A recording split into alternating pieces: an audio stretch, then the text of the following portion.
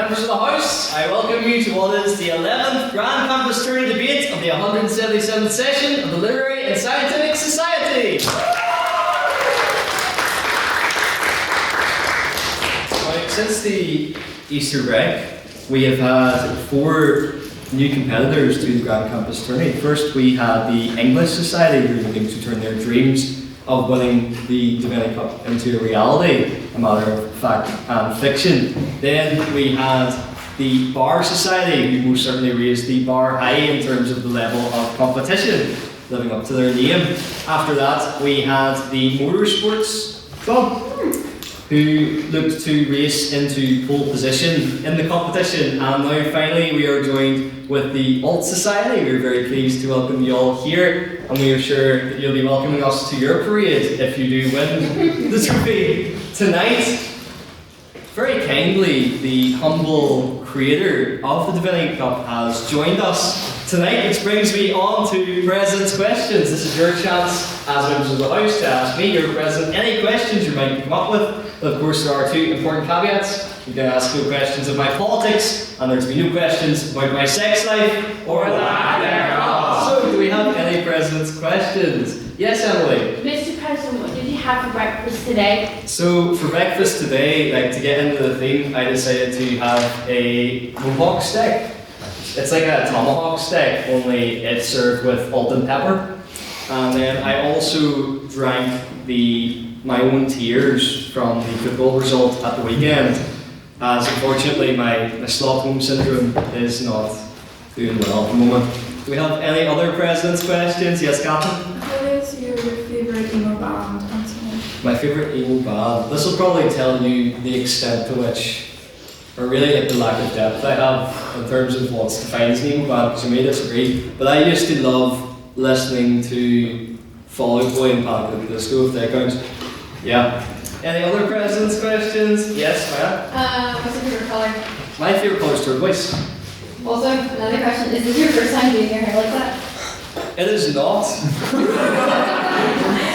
I know the last time I did it, I'm still fighting that lawsuit of the person's eye I jabbed with my very spiky mohawk, but no, it's not the first time. Well, it may look like it from its kind of structure. Yes, Emily? Did Becky play in Rachel do your hair? They actually didn't.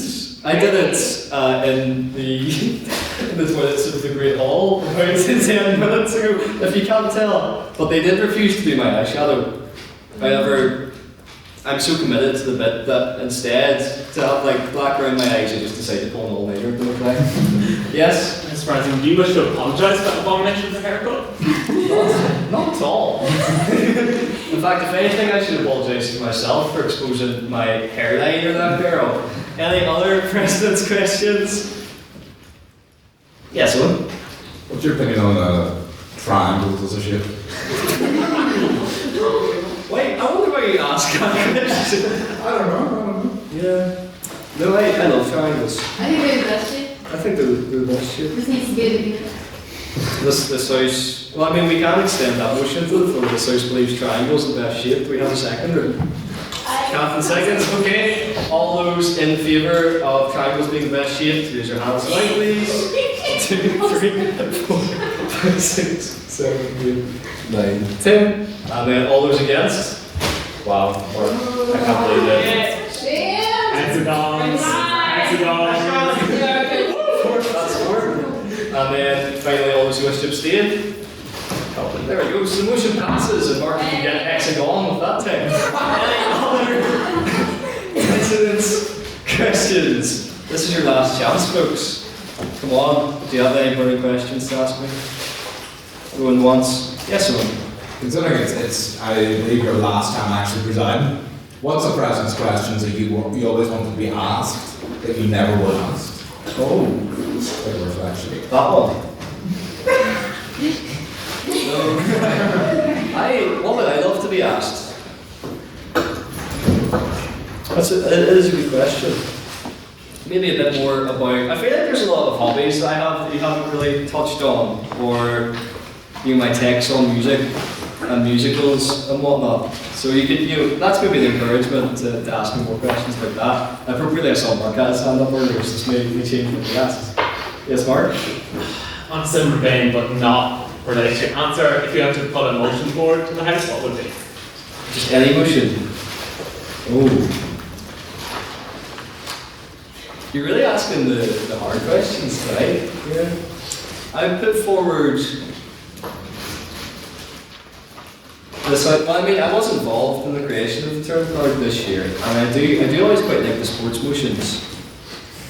But I would probably put forward an open-ended motion, like this house regrets, or this house believes. Because I feel like that could be quite interesting to do. Any other presents questions? Yes, Emily? Mr. President, what is your favourite alternative band? My favourite alternative band. Can you give me an example of alternative band? I don't know, Cure, maybe? Oh yeah, no, I do like the Cure. Yeah, I think they're good.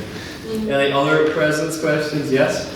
Mr. President, going on your answer from Owen's question, if you had to write an essay about any musical, what would it be? I could quite comfortably write an essay on the first musical I ever seen, which inspired my love for musicals. My dad was a member of, you're getting older now, my dad was a member of the Port Rush Musical Theatre Society, so he brought me along to Joseph and the Technicolor Dreamcoat, so I could probably write quite a bit about that. I also love Hairspray. I lived in the Holy Lands for 2 years. Good Morning Baltimore always played in my head. You know, there's the meth lab that exploded next door. There's the Holy Dance bar. Someone's done the wing mirrors of that car. You know, all the classic things I would walk past on my way to campus. So probably those musicals. Any? Yeah, okay, Mark, sure, go for it. This one was just making Mark questions, but can you name every colour of Joseph's cloak? Red, yellow, green, brown, orange, black, ochre, peach, ruby, violet, wool. Yeah, that's the extent. And I know it ends with blue. Thanks, guys. I know I'm moved on the options, but I try my best. Any other president's questions? Yes, Calvin? Was there any motion on the term card this year that you wish you could have spoken on? Oh, that's a great question. Probably, I'm glad with how this motion went. But as someone who has lived exclusively with women for the past 3 years, this house believes men and women can be friends would be the one that I would speak on. Which is a motion that I find myself debating a lot with my curious family members. Any other president's questions? Yes, Mark? Going on the last conversation I had with Maris there, what is your opinion on Ride the Cyclone? What's my opinion on Ride the Cyclone? Now, I am not actually aware of what that is. So my knowledge, look, you can enlighten me, feel free to enlighten me, but my knowledge of riding the cyclone is going to Barry's in Port Rush and riding that cyclone instead. And it is Barry's, by the way, not Barry's. Let's make that very clear. But I don't know, I'm willing to be enlightened on riding the cyclone. Any other president's questions? Yes, Owen? Using the membership of the Litterific as a base, what musical would you have the general membership do? What do you think that they do well? Oh, so like all of us are musical. Imagine someone's thrown on you to put on the show. When you put on the show. What do you think the best fit? It's happening in a week. Yes. We need people who are interested in politics and capable of butchering songs based on history, as our karaoke night proved. So I'm saying Hamilton, that is what we're gonna do. There you go. There's a social for you to organise. You did work for yourself there. Any other president's questions? Yes, Ray? Do you think you've been a good president? Do I think what? You've been a good and fair president? I mean, I like to be humble, so I would ask you that question. I'd like to think I tried my best. Any other president's questions? Yes? Will you be going to the Cure concert on the 28th of June? I am not planning to. However, now that it's, I mean, with Ticketmaster, there's probably no chance of me getting a ticket now, is there? Probably not. Not In September, I think. Fair enough. But look, as a boy, I won't cry about it.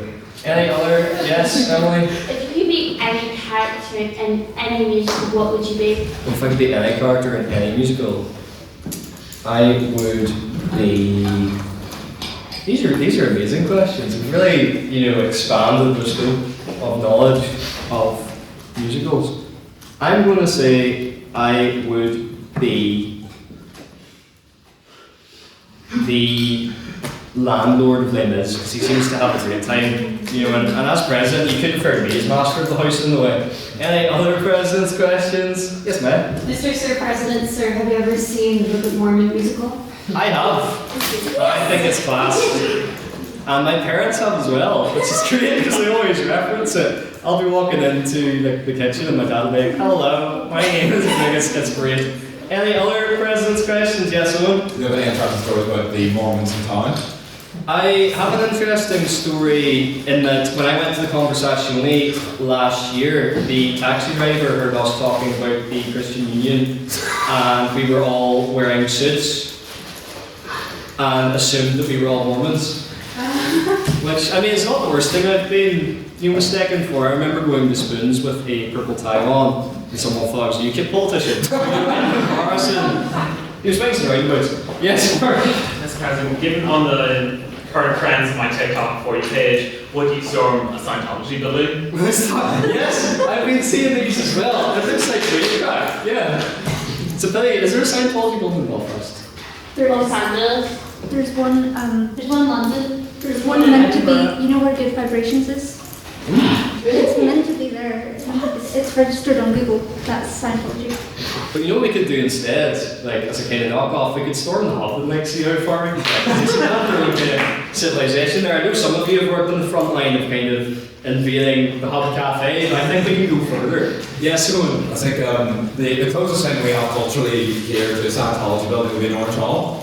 So the question is, in regards to storm buildings, are you in? I feel like it would be significantly less interesting if we could storm the Scientology building. It's like, we found a bass drum. Like, this is great. Any other president's questions? I'll take one more. Yes? What's your favourite ride in bars? My favourite ride in Barry's. They got rid of my favourite ride in Barry's. It was the Big Dipper. Yes, and they need to sort that out, okay? This house would bring back the Big Dipper. Okay, yes, we'll finish with you two, starting with Mark. I was just agreeing with you. Bring back the Big Dipper. Yes. Mr. President, have you ever been to Disneyland, either Paris or America? And if so, what is your favourite ride? I've never been to any form of Disneyland, but I have been to Legoland, which is... I had a big lanyard on, and I collected all the different, because you get little kind of things for your lanyard at each of the different restaurants, and I had a great time, and that was only a few months ago. Any other? But yes, with that, I suppose we'll move on to our private members business, which is a chance for you all to raise anything you've seen in the news recently, anything in particular interests you, and gauge the rest of the House's opinions on it. So, do we have any private members business in the House tonight?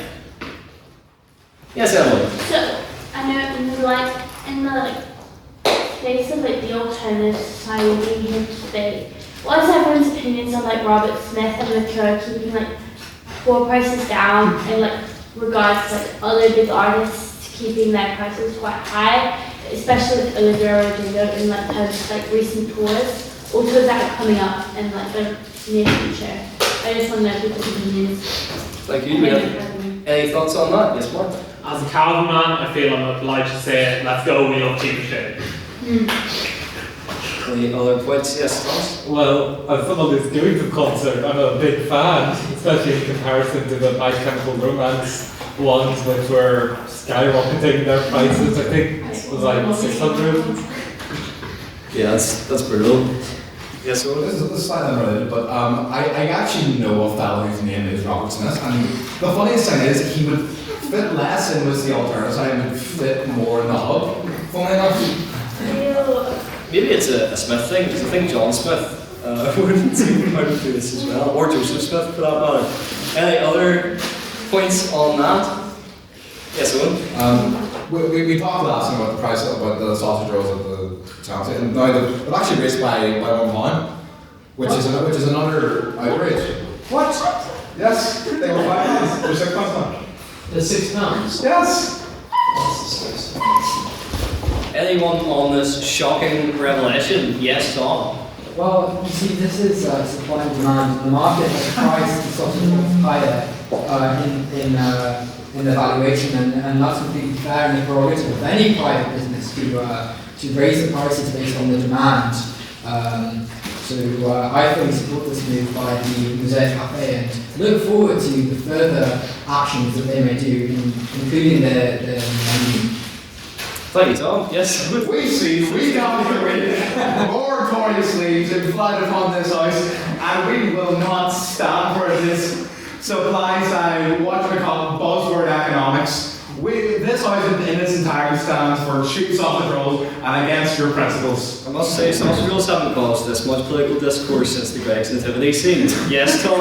Well, if I may respond, you must understand that it's the right of every private business to do as they would like, to leave them alone. You don't want government to control everything. That brings socialism and the evil associated with it.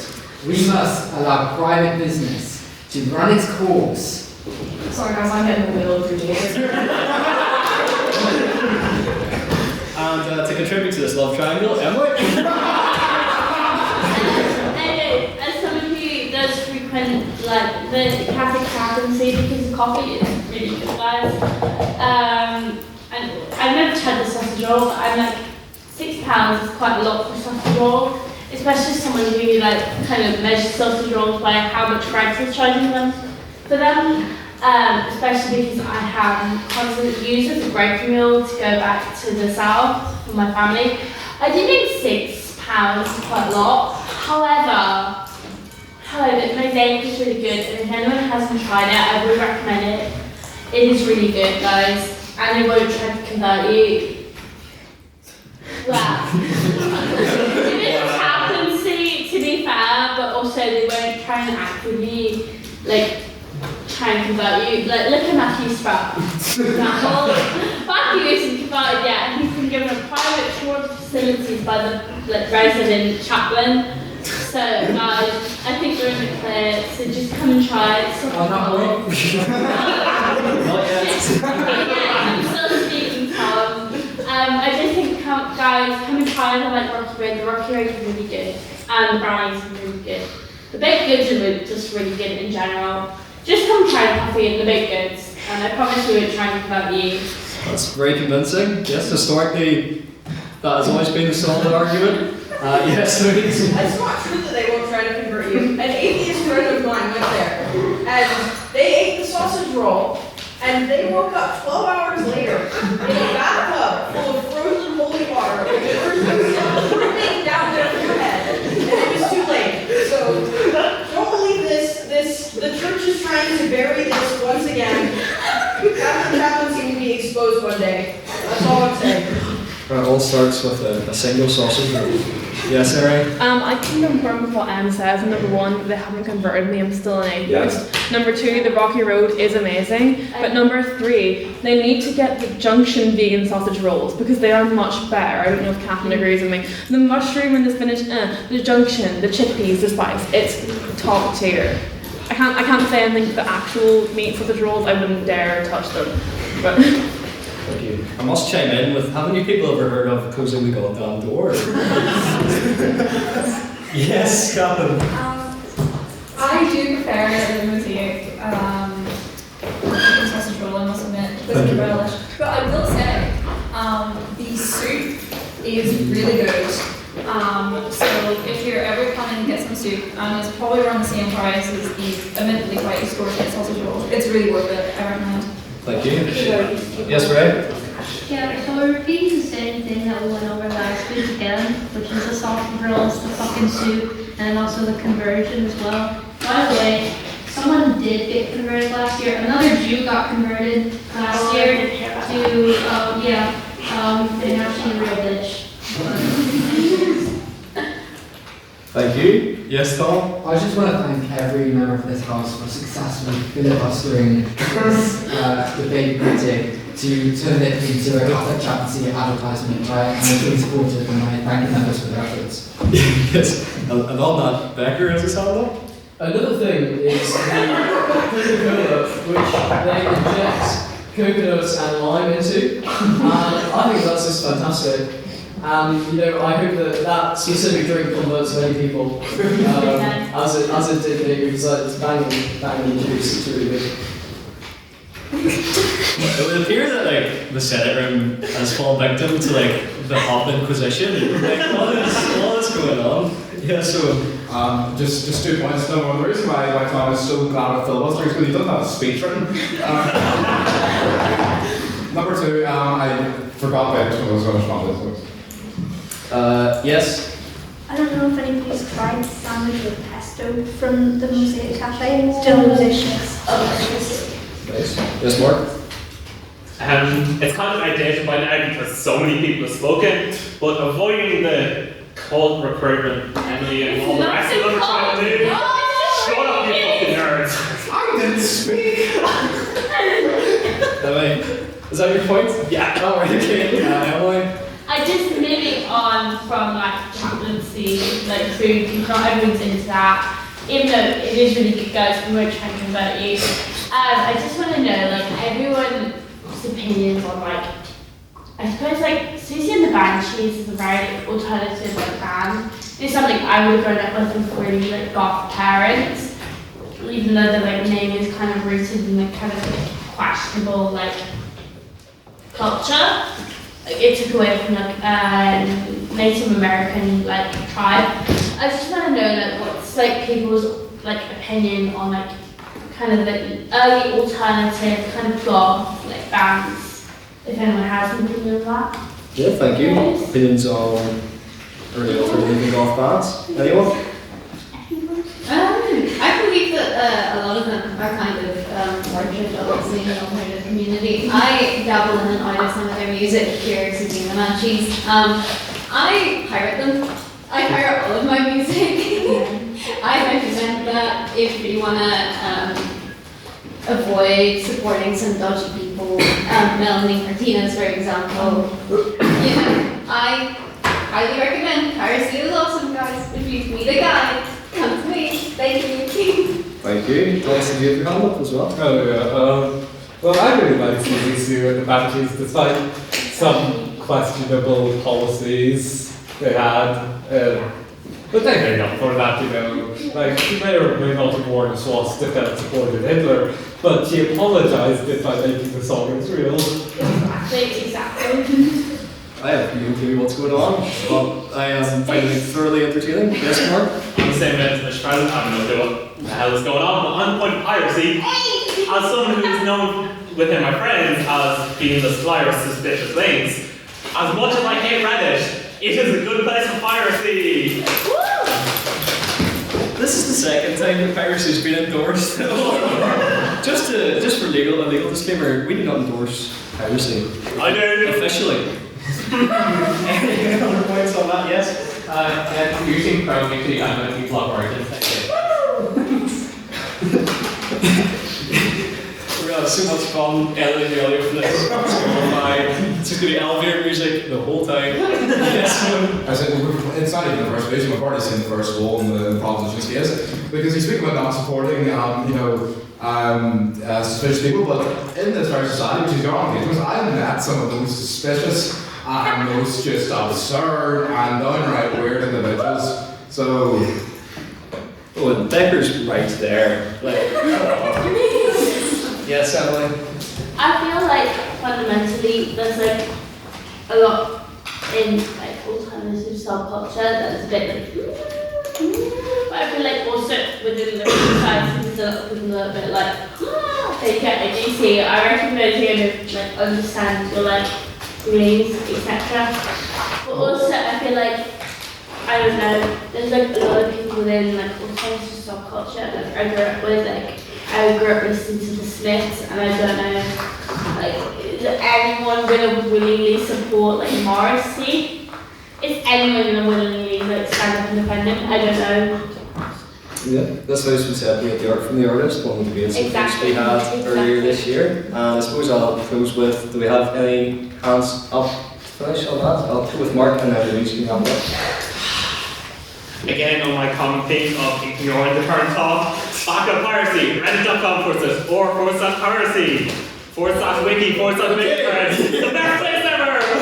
And also, do we really care about Baker's feelings? No. Tiny. And then to wrap up is private members' business, the last of the unconsented section. Well, I mean, I was going to introduce a new topic. I was going to say, for those of us in this room that actually like read the news, does anyone have any opinions on the hantavirus outbreak on the cruise ship? Oh, interesting. Yes, we'll take these 2 points on that. One. Very short words. Emily? So like lately I like read the Guardian article on this, and I think they were framing it as kind of like, I don't know, in my opinion they were framing it as like kind of like a coronavirus kind of adjacent thing, but it's also like, I don't know, I don't think it's going to be like a global kind of like crisis. I think we just need to be very vigilant as like people and also as like uni students, because like I know at the start of the year there's like the whole kind of like worry about like the virus spreading, and I don't think like if it was still like uni term, I think like people will be like, government will be kind of telling people, oh, be vigilant of this virus that happened on a cruise ship. I think because we're kind of coming to the end now, a lot of unis have already finished and unis are starting to finish. I think people are going to be like, oh, we don't need to worry, but we really do need to be really careful about like public hygiene. Yeah, thank you. And then I'll take Becca's point on the cruise. When I said that I was doing a biology degree many years ago, people laughed at me and said, Baker, that's not a real science. Well, in the words of Nigel Farage, who's laughing now? Thank you for justifying your life choices of biologists. And then finally, Owen. Just to back up Emily's point, who's just left the room now. I think it's a perfect example of a trend you see a lot, and that is just people, especially in the media, always trying to sensationalize and always trying to be like, oh my god, it's I detest it, and you sure you saw it COVID, and sure it's COVID actually happened, but I swear every like at least twice a year there's some case of some virus breaking out somewhere, especially in cruise ships. It's like a slur going around the top of my head. And I just understand, I think it's 3 people that actually was actually, but these things will pass, and we'll be worried about the new virus in 6 months' time. Thank you. And then since you started it, I'm not sure if you've read about it, but are you for real not worried about a virus which people have said, oh, it might not become as big of a pandemic specifically because it kills its hosts too quickly? You're not worried about that mutating or anything at all? I mean, I guess it's a survival of the fittest situation. You're not worried about it. Maybe if you don't believe in it, it can't hurt you. Excess population.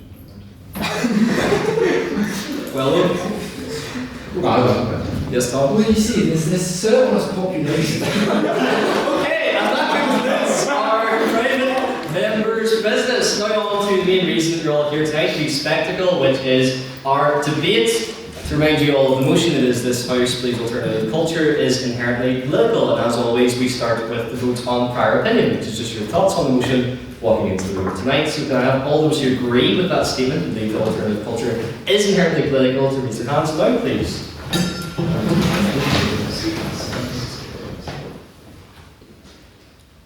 Yep. And can I have all those who disagree with that statement to raise their hands now, please?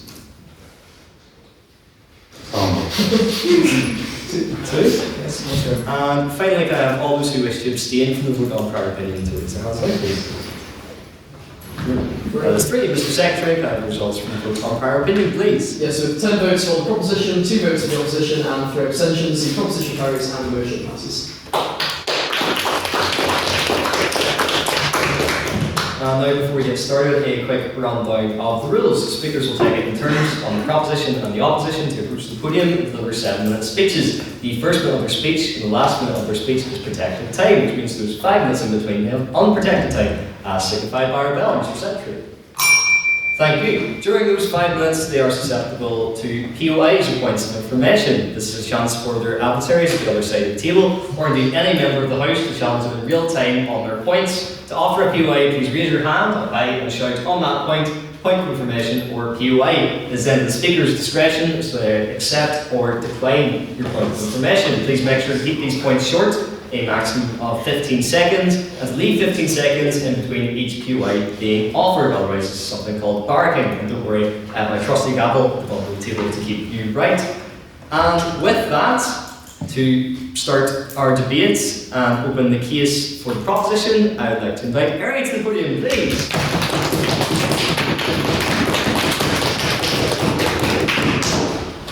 Forgive me, this is the first time I'm doing this without a laptop. I got phone all of my laptop. Anyway, greetings, goth schools and grunge go-getters. I stand in front of you all to discuss the notion alternative culture is inherently political. Sure isn't everything political nowadays? Yes. But hang on to yourselves, because I intend to prove that alternative culture is intrinsically entwined, stitched into politics, just like the patches that we lovingly sew onto our favourite jackets. Also, hang on to yourselves is one of the first of many David Bowie references that I'm going to have in my speech, so look out for those. If you get all of them, I might buy you a pint. Also, those bad-headed of you did hear me. I said we. Because although I don't dress as wonderfully as you divas in the room, I am alt. No, I don't listen to My Chemical Romance or hang out in voodoo, but I do have an abundance of black cats and a spider tattoo, which I hope my fellow cooks will graciously accept as my qualifications to speak here. Because at its core, alternative culture just means to be just means to be different to the norm. And if me not being able to sit properly in a chair or having a clear phone case means that I'm alternative, then sure, I guess.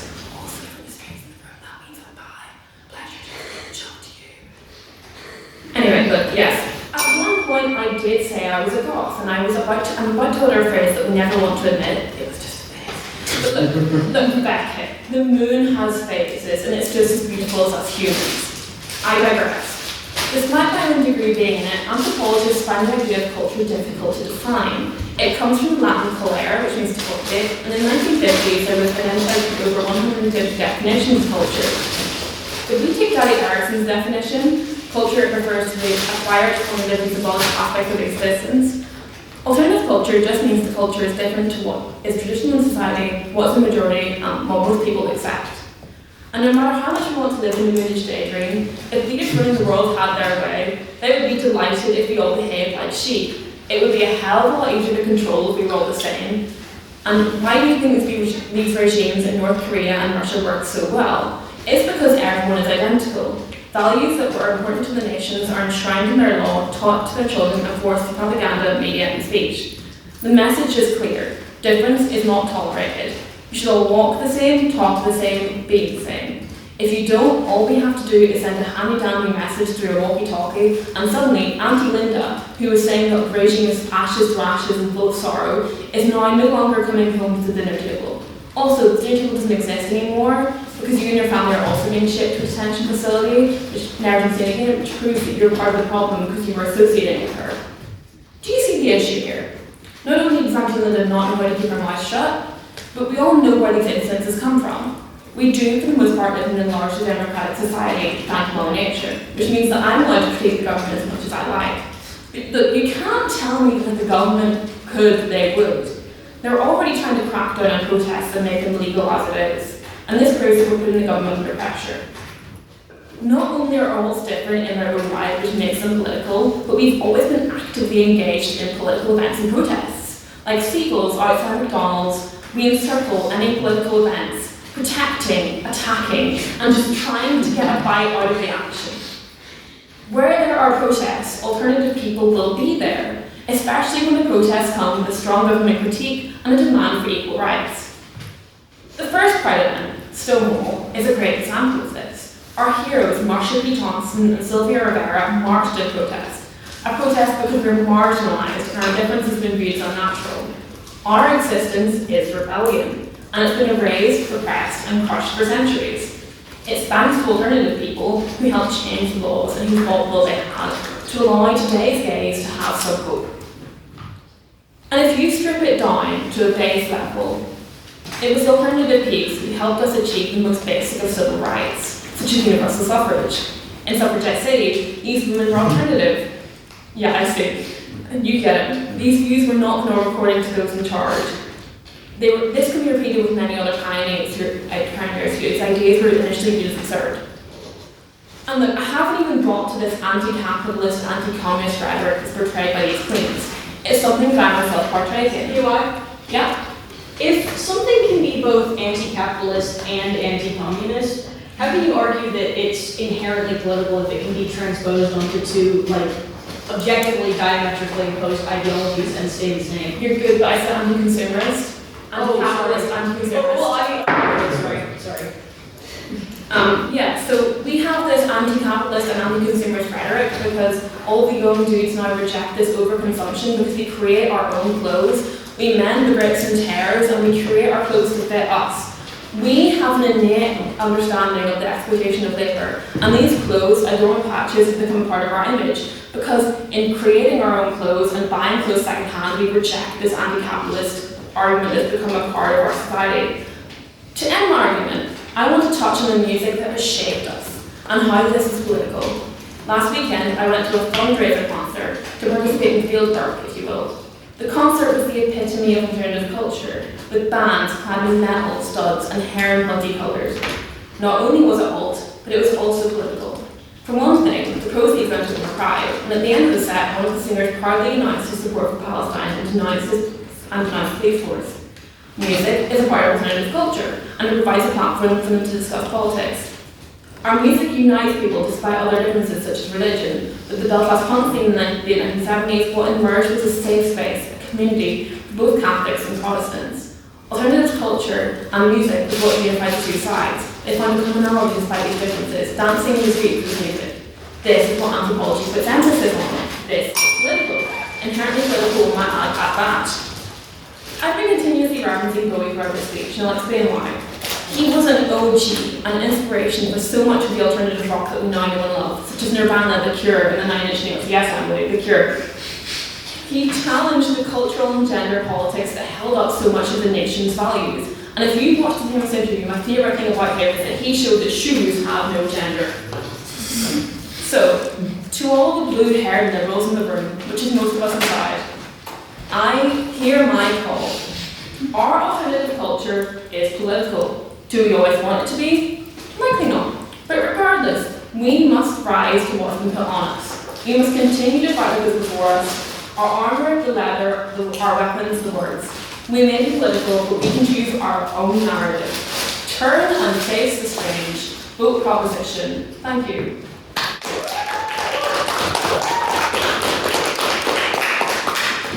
Thank you, Eric, for that very kind speech. And now to open the case to the opposition, I'd like to invite Catherine to the podium, please.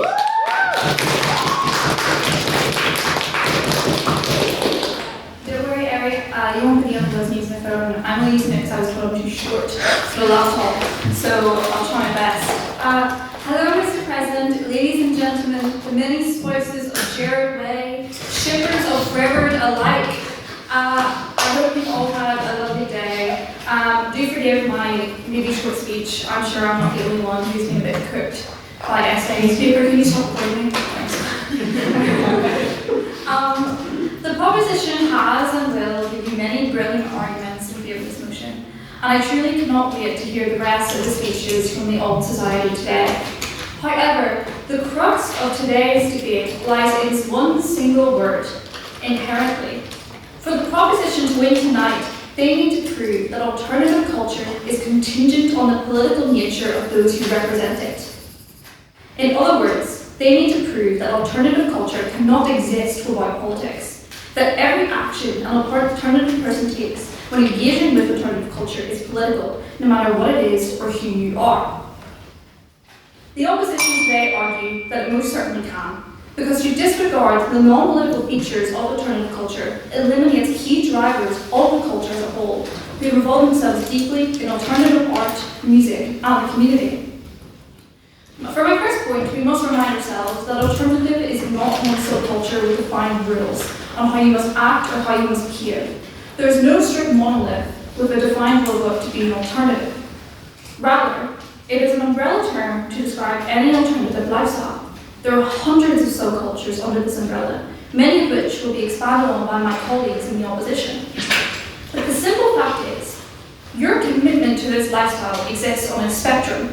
It can be full commitment, involving lifestyle changes as refusing to engage with societal institutions. But this can also include small things like fashion choices. They're both still engaging with parts of alternative culture. You see this spectrum in any culture, for example, really. Irish culture. One person may simply wear a cladding to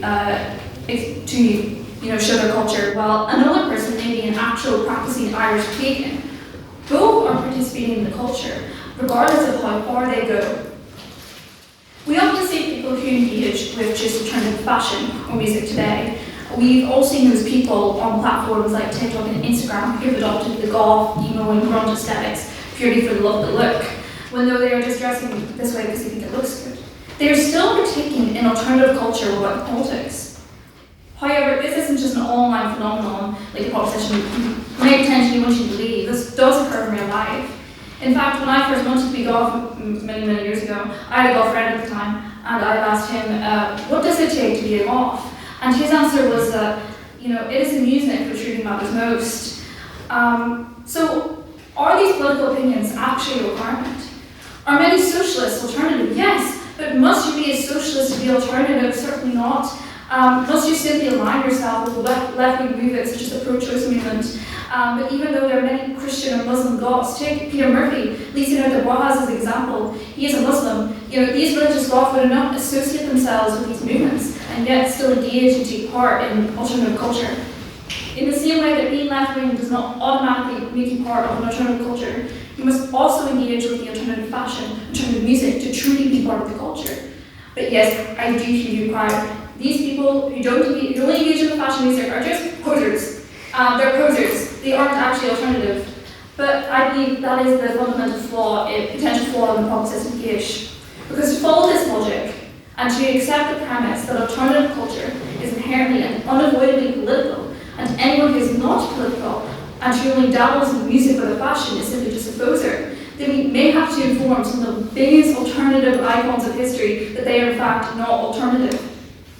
For example, Robert Smith of The Cure, one of the most famous goth bands and an icon in his own right, loved by a lot. And I do credit Robert Smith for being one of my inspirations back in the day. I think he looked awesome. I think his music is awesome. But Robert Smith himself said once, I'm uncomfortable with politicized musicians. Is he a poser? Maybe, but I don't think so. I don't think a lot of people would think so. I think he is truly goth, and I've lost my space. Okay. And this isn't a one-case thing. There are many, many examples of goth and alternative bands about politicized music. So you see the Munchies, as we regrettably discussed earlier, Sisters of Mercy, My Bloody Valentine, and more. Their music is a form of aesthetic expression rather than a political one. But this does not make them posers. So why would it make anyone else who's similar just lacking in the fame of poser? It seems all quite hypocritical. So where do we draw the line? Do we accept that the proposition's argument in this culture that without engaging in the politics is completely fine, accepting that it is not inherently political, or do we accept the opposite? What the proposition is arguing to come to terms with the hypocrisy, the picking and choosing of who is required to follow the politics of alternative culture. For these reasons, I beg you to oppose.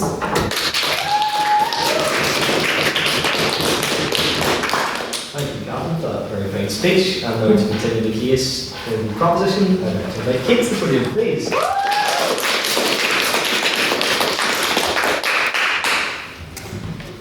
What the hell are these people talking about? What a lot of you might be thinking right now. If you're probably thinking this, if you're unfamiliar with the alternative community, you might consider yourself to fit into the norm or be mainstream, but it's likely that parts of this culture sneak into your everyday life without your knowledge, regardless of whether you agree with alternative values or not. And additionally, I feel this is my first time writing a speech on top of these readings, so you better read with me. Anyways, moving on. Thankfully, I'm here to help explain why exactly alternative culture is inherently political. Cambridge Dictionary defines the word alternative as being something that's different from someone else, which is essentially the same thing as nonconformity. And it's almost as if that's the most important key value of being alternative. That doesn't just mean dressing differently, however, or though. It means a whole plethora of other things. It It's actually a pretty hot topic online, pun unintended, which is honestly rather stupid if you ask me, when looking into where the alternative community originates from. Whether you're punk, goth, emo, scene, metalhead, or whatever you label yourself as, there is no denying that your personal style came from a place of political defiance. Now, what even is alternative culture? Music might be the first thing that comes to your mind. And you'd be right. Fashion, lifestyle, and especially politics are a huge part of the alternative way of life. These tend to overlap quite a bit, so I'm only going to touch on this briefly. The alternative scene itself derives from music based upon political resistance, mainly themes of anti-establishment and activism. Bands like the Sex Pistols and the Clash, with their songs like Anarchy in the UK, God Save the Queen, Clampdown, and White Riot, were popular in the 70s to 80s, which heavily relied on themes of anti-racism, anti-fascism, and rejecting the system.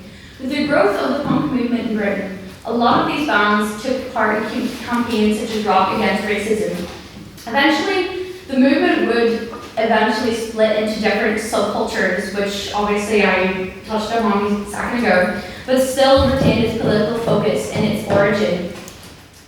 You can say these are more modern bands, like Green Day and Nirvana still follow the politicized footsteps of whence they came from, and their songs like American Idiot and Rape Me, if you've ever heard that song, it's a great song, listen to it. Personally, I think it's a bit hard to look me in the eye right now and tell me that alternative culture isn't inherently political when some of the world's most iconic rock bands do nothing but embody such a thing through their art. The visual side of being alternative equally follows the same suit. Those who choose to present themselves in such a way act as a figurehead or a visual representation of resistance and defiance of the system by not following the expected beauty standards that set them all by society. And this is especially a common feature in punk women's history. Developing in the 90s, the feminist riot girl movement emerged as a way for women to resist standards set by the patriarchy, building a community of politically progressive and fearless women, allowing them to express themselves and break free from the tight standard that was put on women at the time, and still is, on how they were supposed to look and what they're supposed to talk about. Because we all know that anything to do with women has to be political all the time, considering men can't handle a woman who speaks for herself, which is ironic because I'm actually doing that right now. These bands were fully politicized in nature thanks to deriving from the punk scene, bringing awareness to women's issues about periods, sexual violence, misogyny, and promoting solidarity between women to resist the system. Another example of this kind of feminist side of punk is, outside of Western media, would be Yaru girls who fit under the alternative umbrella. Looking at you, Mars. Yaru also emerged in the 70s around the same time as the punk kind of movement as a form of rebellion against Japanese purity culture and harsh beauty standards that were put on women. However, I won't touch on that much as I don't have the time to dive deeper into it, but I think it's a good point to look into if you're interested. Now that we're all on the same page, I think that it is rather obvious that alternative culture itself is inherently political, especially in its origin. Despite the modern perception of what it is now, and that the opposition may argue that it has lost its politicized features, or how some different subcultures don't tend to retain much of a focus on politics as some would, like punk and goth, and are more based around the music and fashion of it. The reason it exists in the first place comes from that history of political defiance, making its existence inherently political in nature, regardless of whether it still embodies those values or not. Thank you, that was a bit short.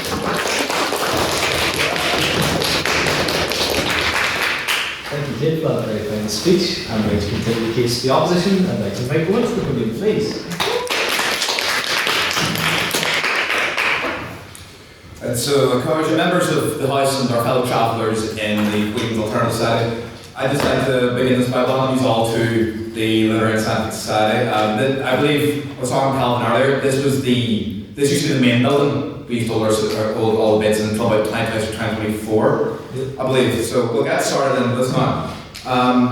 The motion today, this House believes alternative culture is inherently political. What the proposition has to do here is prove, in my eyes, two things. Prove the usage of the term inherently and political.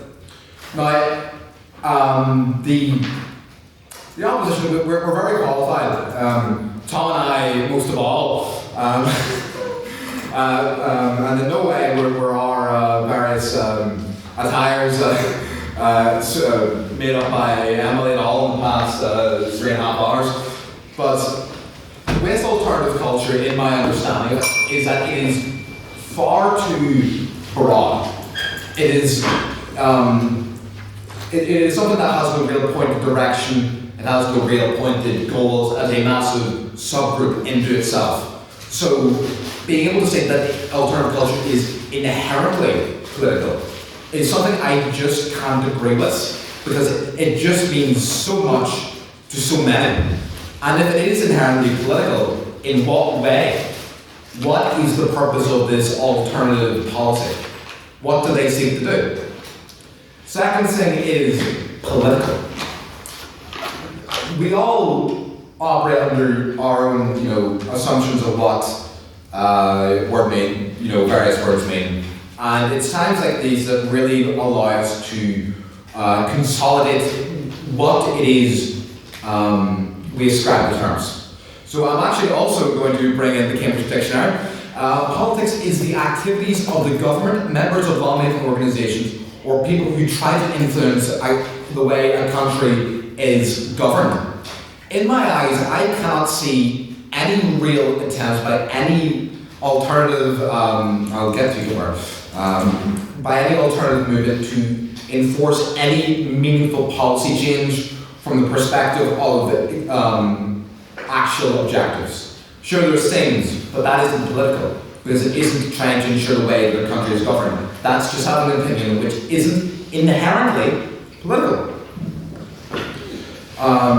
So I'll move on here to the difference between intent and, actually yes, go ahead. Okay, so would you deem yourself political? And is that how would you oppose this motion? Because I suppose alternative culture is part of art, and art is inherently political. So how could you oppose that if you yourself are very political? Well, art is inherently political, and my politics are in this motion. So intent versus interpretation. The way we interpret certain pieces of media may be a completely different way to which they were intended to be created. Through no fault of my own, in previous speeches, I have accidentally brought an interpretation in some people's minds of being deeply sectarian, deeply Republican. I don't know where that came from. That certainly was not my intent. So I'm going to go through with you 6 phrases. I'm not going to tell you which is which, but one is a set of Nirvana lyrics, and one is actual political quotes. First one, education, education, education. Number 2, a mulatto, an albino, a mosquito, my libido. Politics is wars like bloodshed, war is politics like bloodshed. It's okay to eat fish because they don't have any feelings. I did not have sexual relations with that woman. She eyes me like a Pisces when I'm awake. So in that we see 2 sets of I choose Nirvana as a because from my understanding there's no wider meaning. It is just words from what I know from friends who are really up to a lot of extent actually these past few years. But what has been highlighted there is the difference in intent and interpretation, because we see in the political phrase, I'm sure you can pick out which is which. Go ahead. Despite the fact they might have songs that aren't based politically, I did mention Rape Me in my speech. Do you think that's saying anything? Well, you just mentioned that that's stuff that isn't inherently political. You've just conceded to the opposition. My goodness. Thank you very much.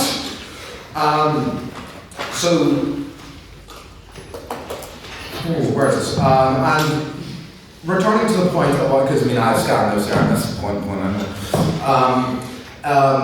to really highlight the difference between active politics and alternative culture.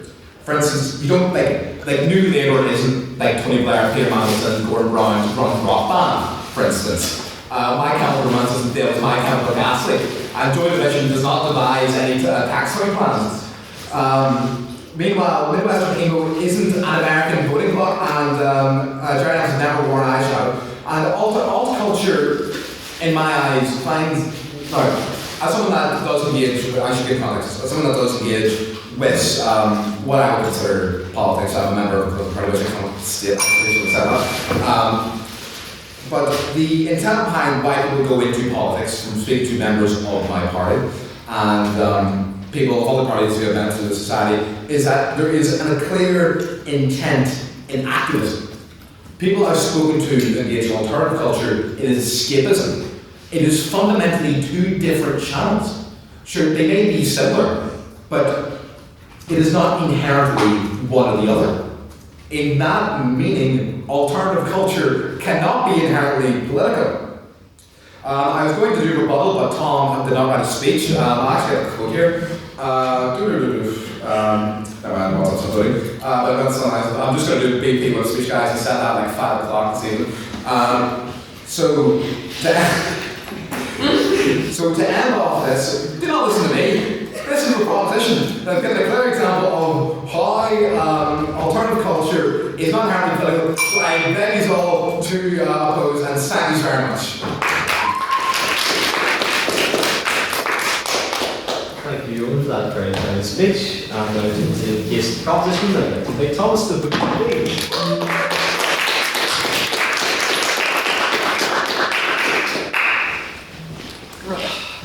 I do. I just want to say thank you all. Thank you to the Literarific Society for inviting this alternative society to this collaboration. So, is alternative culture inherently political? That is the question, but what is the answer? So, as chairperson of the Alternative Society, all of you are desperately looking to me for answers, or you're just looking at me thinking, oh look, that's me, what hat is he wearing? This hat outfit is inherently political.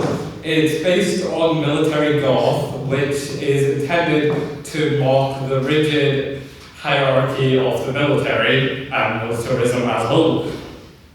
So, in recent years, counterculture music and fashion, or what is now mostly just referred to as alt, as an all-encompassing blanket term to encapsulate varying and sometimes widely different subgenres. So, where did alt subculture come from? It didn't appear out of nowhere. So, it appeared in the 20th century through cultural movements like punk, goth, emo, metal, which came about as a direct response to the oppressive, outside systematic forces that they evolved from. So these outside forces, for example, could be Richard Nixon, the war in Vietnam, or even Thatcher's policies in the United Kingdom.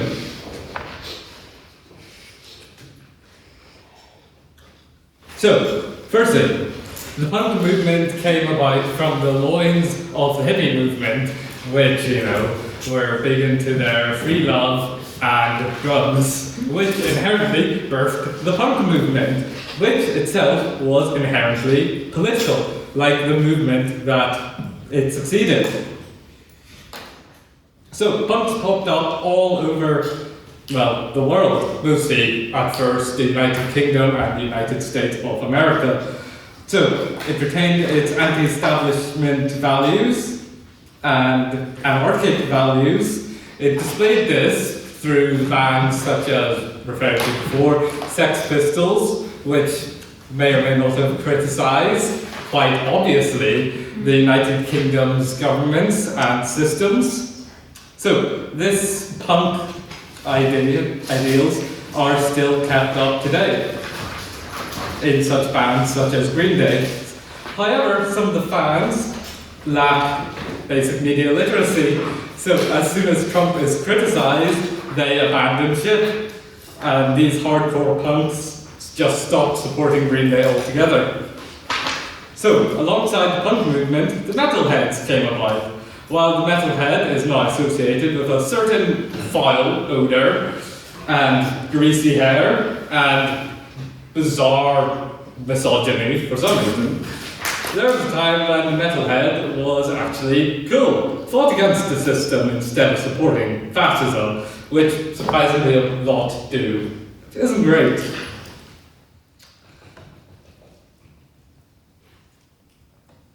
So, I can go and listen to one of the most popular metal songs, for example, Warpaint by Black Sabbath, I'm sure everyone's heard of it, and go, nah, this isn't political, you're reading too much into it.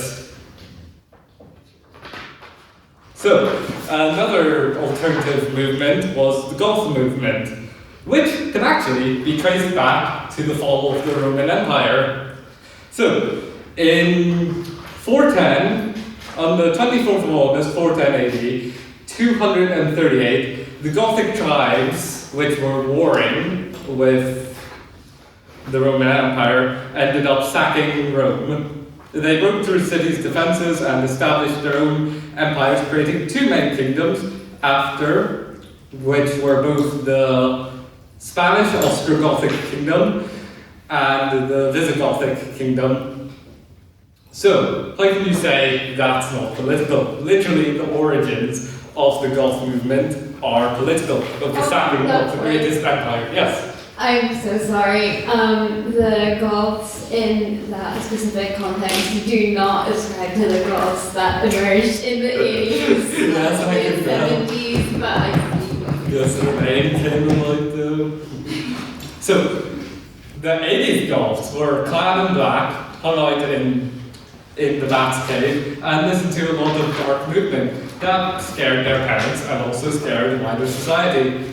Their look was a stand against the family values that we used to rely. The movement's political ideology was rooted in its origins as post-punk, anti-authoritarianism, and anti-capitalist subculture.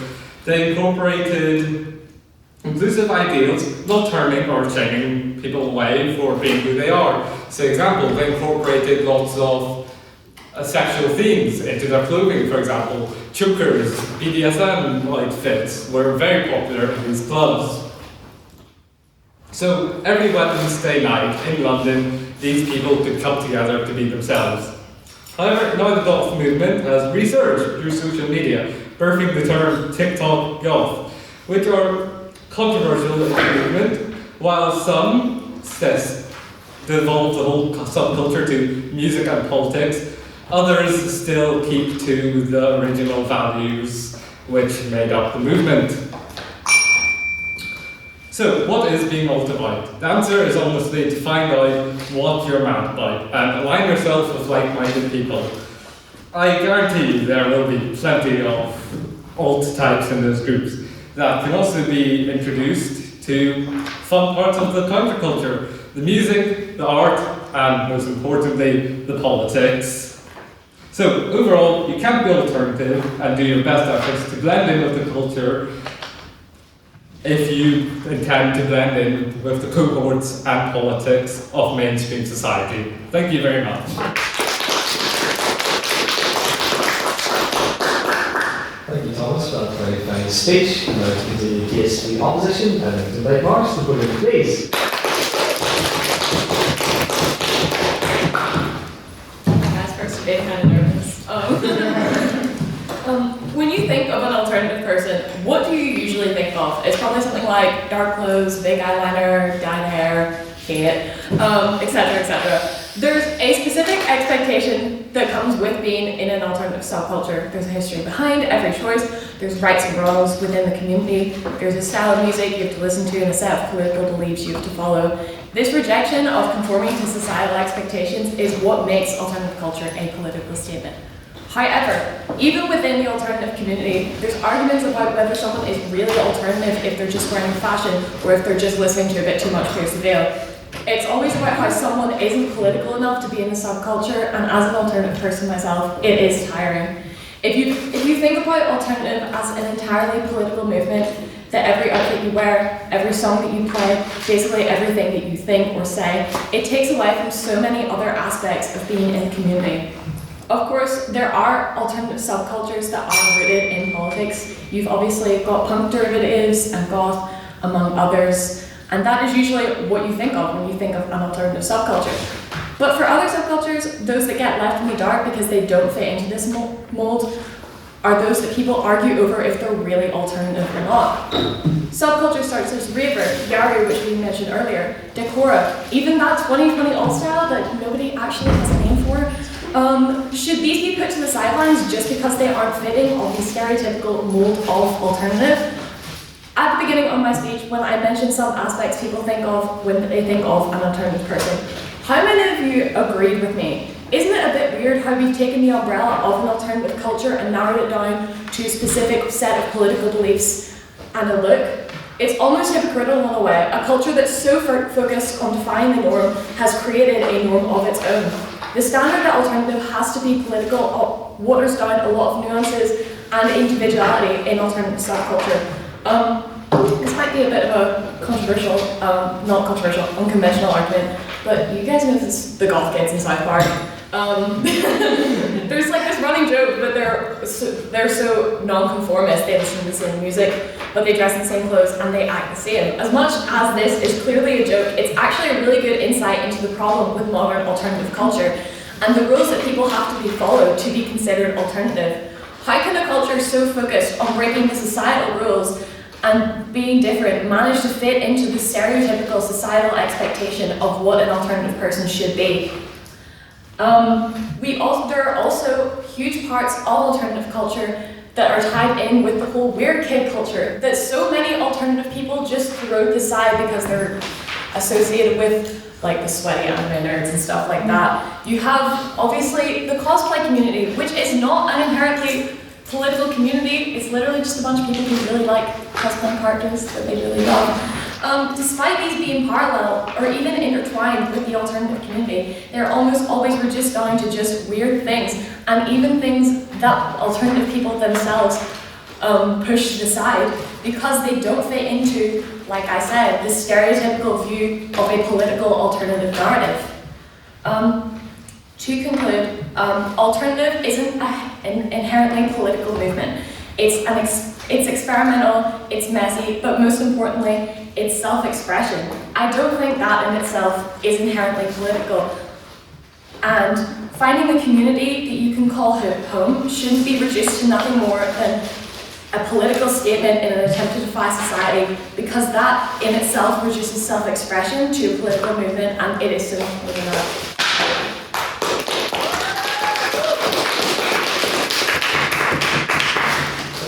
For that very first speech, and now to close the case for proposition, I'd like to invite Maya to the podium, please.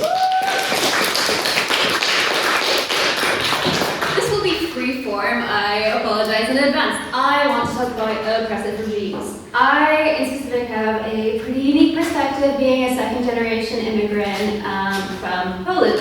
So, as many of you may be aware, Poland fell into the world of the Soviet Union, and as a result of that, a lot of the media consumption, availability of things such as clothing, cars were heavily restricted in Poland. And as a result of that, punk actually ended up sweeping into the nation and emerging as a little bit of a beacon of hope against this regime. So, I believe it actually originated from somebody like trying to hijack like some radio signals and then that broadcasted actually some punk music from the Americas, and then that kind of transformed into the world in Poland. So, on that point, obviously, Flatland emerged into a certain style, dressing in a particular way, which is unexpected, I say, inherently then criticizes oppressive regimes, oppressive political regimes, such as the Soviet Union, right? And dare I say, despite a lack thereof of oppressive regimes today, or in certain parts of the world, or them just emerging back, wriggling their way back into modern politics, I argue that styles from all across the world that oppose your kind of image of what a regular person looks like. And this actually is, hey? Hello, she's about like, people at the man who like probably oppose like kind of cultural regimes. that are imposed on people. So in your opinion, what would be like the most significant band or like group that would be the most like influential and like kind of opposing those kind of regimes? Well, in Poland I have a really good example. So the band Soap became really popular, and they have this particular song which I think is very relevant to this point called Hot Prompt, which is literally going against the current, right? So as Marissa actually mentioned about alternative subcultures in Japan, I can bring up a really good example of Lolita, actually, which emerged against Western expectations of women and them being a little bit sexy, and is a kind of escapism, which actually is quite conservative visually, because against, conservative politics, and then their idea of a modern woman, a childbearing woman, etc. And I think, on a closing note, I believe that dressing in that specific way, no matter how much you apply yourself to politics, then could be interpreted as being inherently political. Thank you.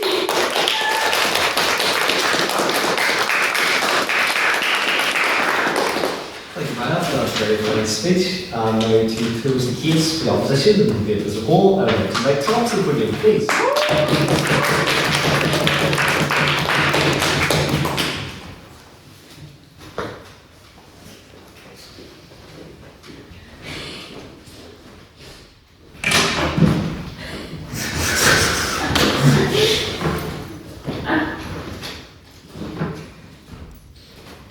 Mr. President, ladies and gentlemen, life is darkness. Life is only pain and suffering. Rachel Reeves put VAT. They're increasing national insurance contribution for employers. Life is darkness. But let me address the elephant in the room. Bigger. It's not a phase. I'm not a poser. I listen to my chemical roommates. I listen to Green Day. I listen to The Cure. I listen to Suzanne and the Banshees. So I'm not a poser. I am qualified to speak on this issue. And even if, let's say, I'm a poser, I still have a special affinity towards alternative people.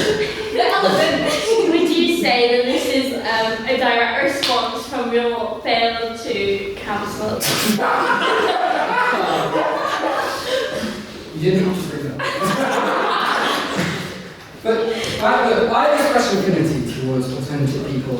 I have at least one alternative friend. So that uniquely qualifies me to now tell you what alternative culture is.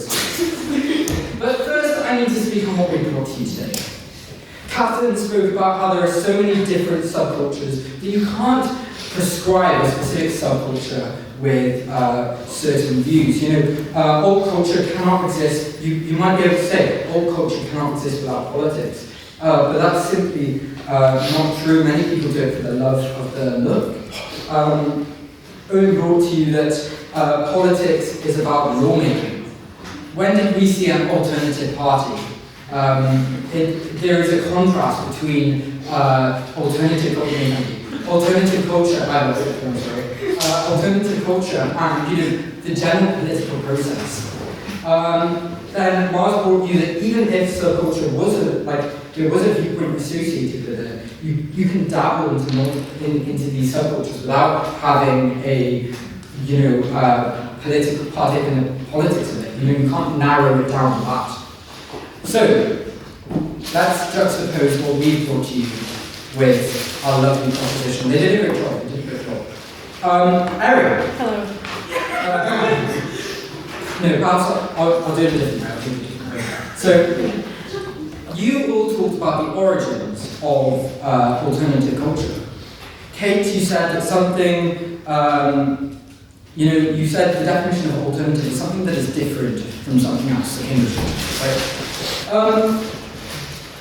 but then you will prescribe an origin point on where alternative culture begins, where its root, and therefore I can describe what it is today. Kate, you gave examples of recent history. Thomas, you talked about Rome for some reason, and then you were by your own team about it.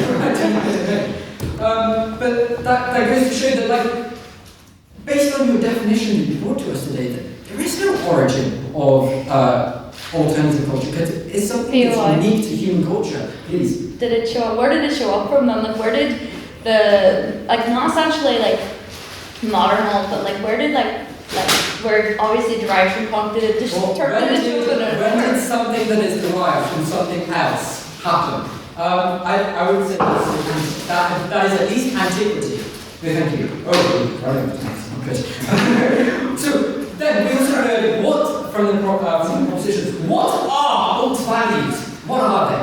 So we've been told by Harry that it is anti-overconsumerism. We've told by Kate that it's anti-racism, anti-fascism. But then Thomas mentioned that metalheads and how they have a misogynist, subculture within that. Hang on, these things aren't really consistent. And it makes me realize, it makes me realize that, I've been reliably informed that there's many different types of alternative subcultures, and some of them include skinheads, or even, what was it? Tribes, which are not consistent with the other ones. They're mutually exclusive. So how can you prescribe a specific alternative values system? So I think that kind of describes why their argument kind of falls apart in that regard. There is no specific alternative value system. So therefore, how could it be inherently one single thing?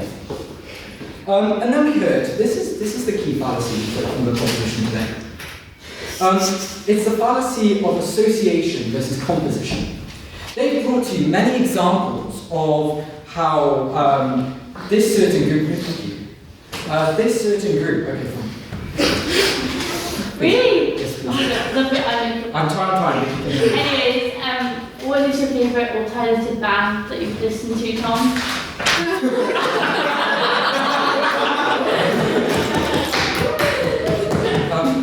Green Day.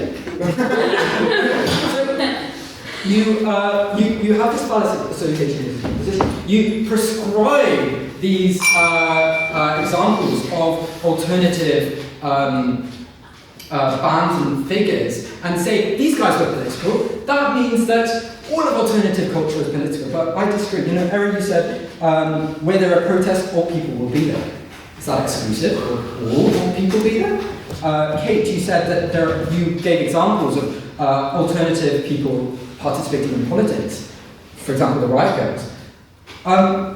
Yes, but will all alternative people participate in politics? Thomas, you said you gave the example of military gods and how they're mocking military rigidity.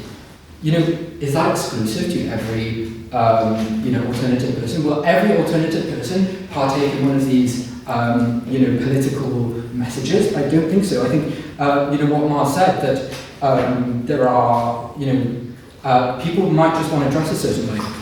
So this gets to my final point, which is Eric said that people in power don't want you to be it.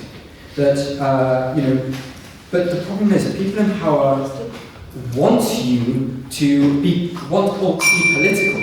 They want to belittle what it means to be alt by bringing it into politics. And I say, let alt be what it is. Outside what it is prescribed to be. Outside the boundaries. Outside the shackles of the time limit.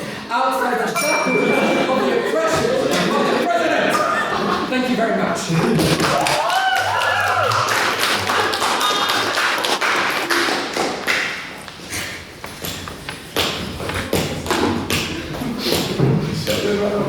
Thank you, Tom, for that very fine speech.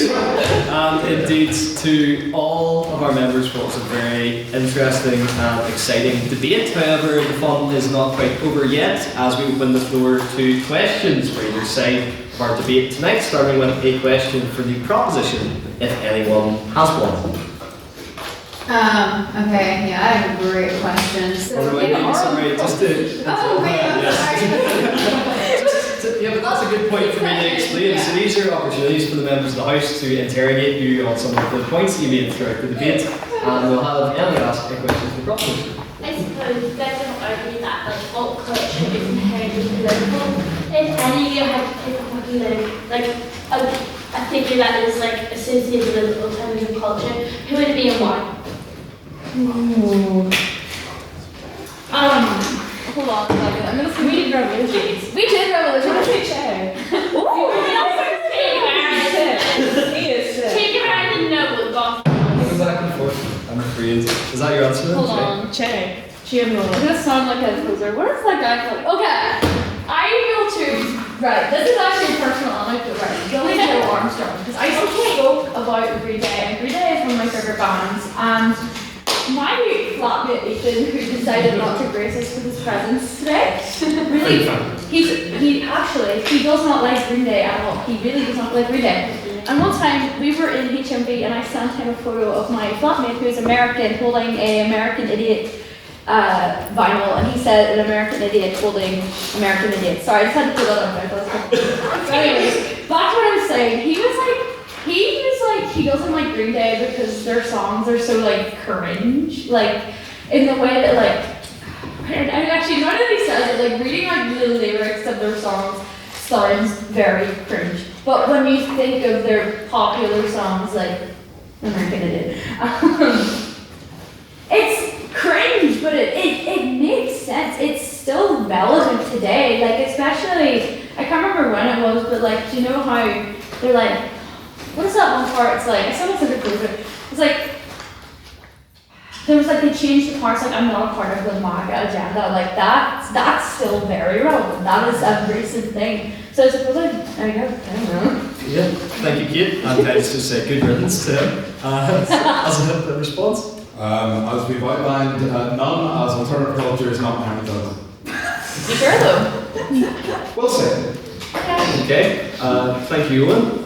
Then we'll open the floor to a question for the opposition if we have one. Yes, sir. This is not a pointed question at all. But Tom, I think the seeming definition of alt that you've given, would that mean you're alt for being the only one in your data-driven systems group to actually do the work? That is true actually, but I would like to clarify, it's not the definition of alt that I gave, it's the definition of alt that the proposition gave. So that's very important to note. Thank you, Tom. Response? Can I actually ask you a question? About your speech, you kind of danced around the motion. It was about alt culture, but you were like, not all alt people, all alt people. Everybody in this room who is alt will be at this. Everybody in alt soc will be at this tonight. You were kind of dancing around it, being like, but not all alt people will be here. That doesn't mean that's not alt culture, that's alt people. Yeah, but people themselves. I'll allow in this instance. Yeah, but the problem is that all people, what we mean by all people is that people that partake in alt culture. So yes, I am talking about alt culture. I'm just instantiating that to the people. It's it's semantics. All alt people not being there does not make, because if every person alt person in the world is this not essentially an alternative debate on talking about alternative issues? Not every alt person in the world is here right now. Like I feel like it kind of defeats the point. Like the culture itself is political, not the people being there. What makes up the culture? Is it people? People make culture, but there are alt people here. There are alt people making the culture here, but not every single alt person has to be present for it to make that culture. I have a question for the opposition. Right? There was a point being made about skinheads and trash wives, and I have a question about the validity of those as an alternative culture when they are pandering to the conservative ideals of.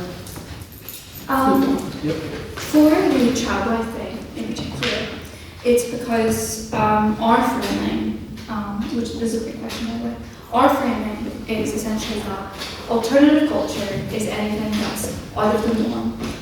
Most women today do have jobs and they do work, even conservative women. It is out of the norm for a woman to not work and a woman to do this thing. So she is technically in alternative culture, not by like the normal definition of what you would say is alternative golf, but she's technically living an alternative lifestyle to the rest of society. And skinheads are also alt. They are Nazis, but you know, they do partake in this alternative lifestyle, which is why we frame alternative culture. It's a great question, but you know, that's just the clarification we want to make, because you know, I understand why it's significant. Wouldn't you say that those particular cultures, especially skinhead being ascribed to Nazism, politics, and then tradwifery being ascribed to, you know, basically, you know, women staying at home and then having lots of children, wouldn't you say that that's kind of pronatalism, which is, again, politics?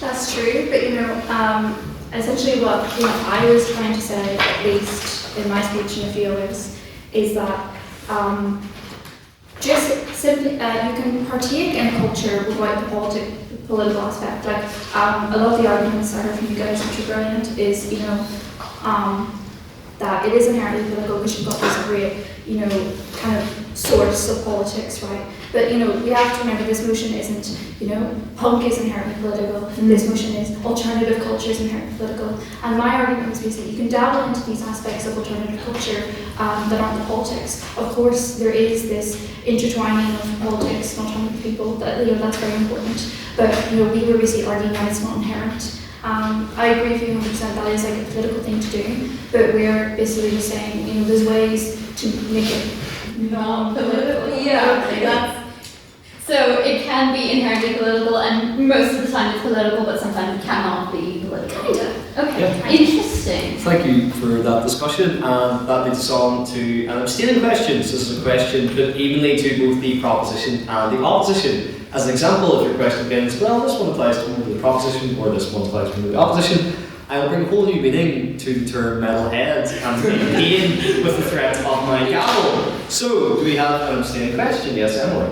So as someone who's raised by like very goth parents who then became less goth as they grew older, you know, would anyone that kind of like dispute the fact that as you grow older you kind of grow a bit more like, I don't want to say like right wing, but more towards centre right in the political spectrum, if we are like debating the fact that like alternative culture is inherently political. We've heard arguments that it's very left wing and also kind of like, in terms of skinheads, it can be very like right wing, almost Nazi.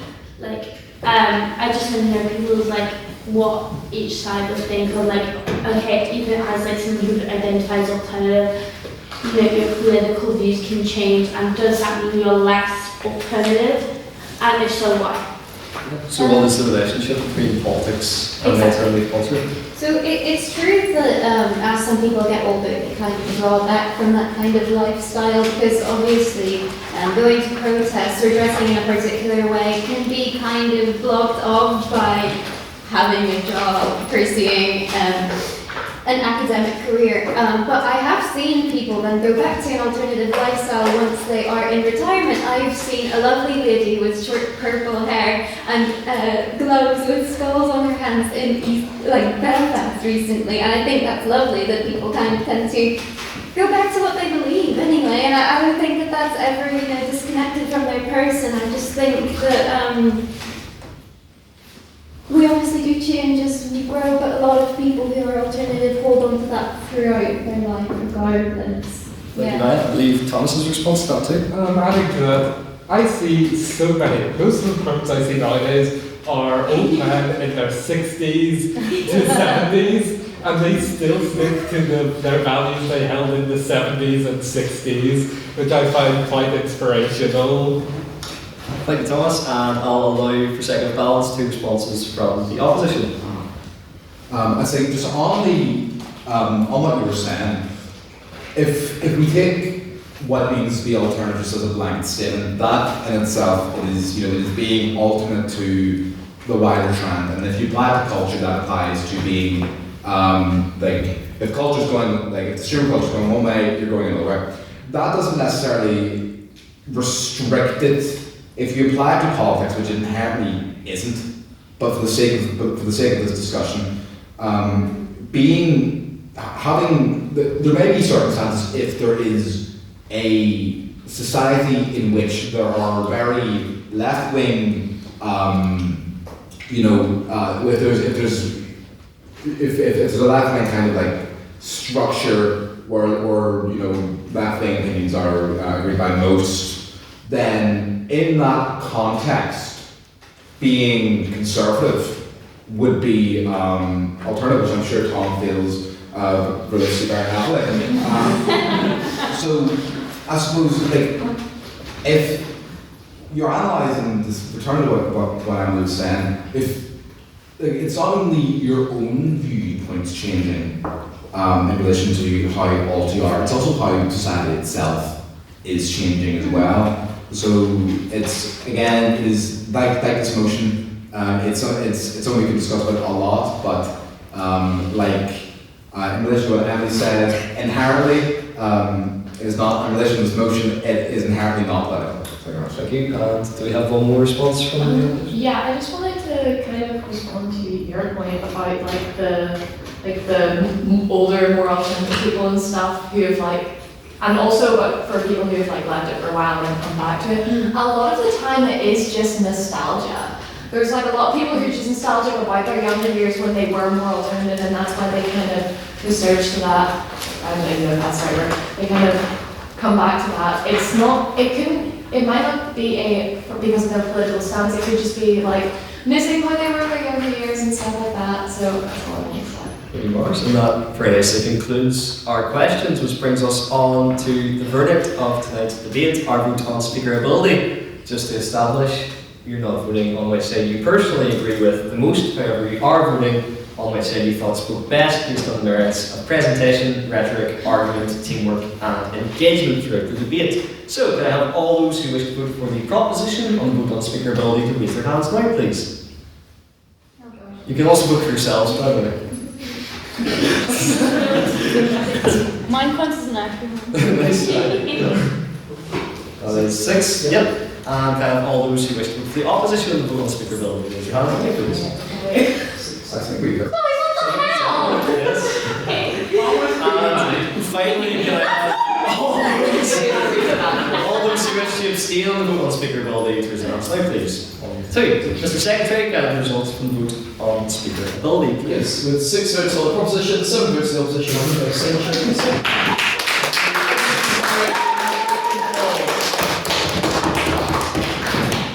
Now, of course, the Grand Campus Tourney is not just about us inviting you here to become members of our society and part of our community. We also love giving other societies the opportunity to tell us a bit about them, and we're incredibly pleased to have had this event in collaboration with the Alternative Society. And thus, I would like to invite our President, Thomas, to give.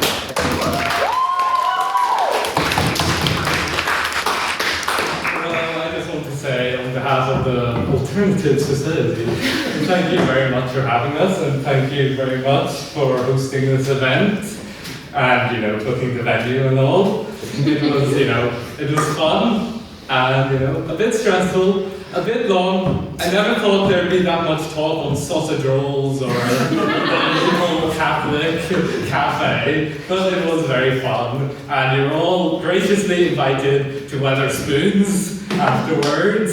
Thank you very much. Yes, and on the topic of invitations, a few things that we have coming up. So you're of course the last society this semester and this session to compete in the Grand Campus Tourney. We will be presenting the inaugural Divinity Cup at the front of the Lanyon building with the date to be confirmed, so please keep posted on our Instagram for that. That will then be followed by our big picnic social at the end of the year, which will be taking place on the Green of Queens, so please come along to that as well. A really nice way to send off the year, and you're all very much invited. The good news is as well that we have another exciting debate coming up in collaboration with the Lit and Dead of Galway and the Philosoph of Cork on the motion "This House regrets the term West Brit," which myself and Mr. O'Neill will be speaking on. So please, if you'd like to come on ahead and support the society and support us, I would encourage you to come down to that and get in touch with our secretary, Mr. Noble, if you'd like to hear a bit more information.